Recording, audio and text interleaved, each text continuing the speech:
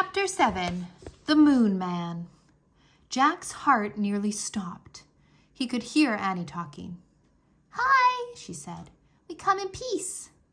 There was silence. Then Jack heard Annie say, "Thank you. I have to help my brother up now." A moment later, Annie rolled Jack onto his back. She grabbed his hand and pulled him up. "Thanks," said Jack. Once he was standing. The Moon Man was a few feet away.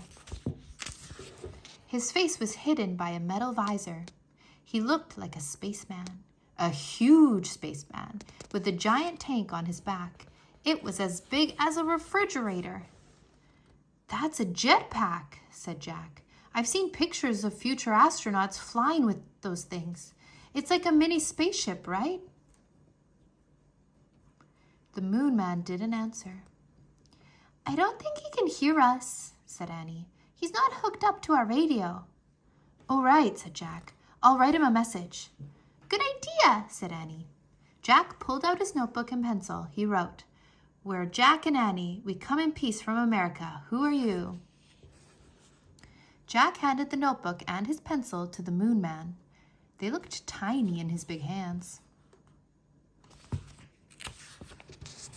The Moon Man looked down at the message. He looked at the tiny pencil. Then he turned the notebook over. Jack and Annie watched as the Moon Man put the pencil to the paper.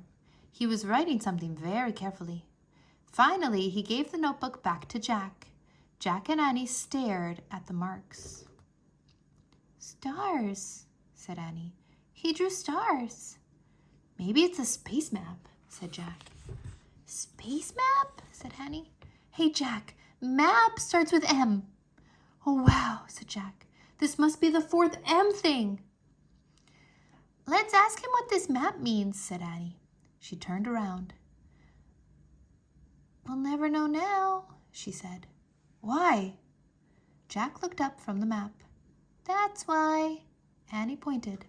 The Moon Man was flying over the mountains. "Thanks!" Annie cried.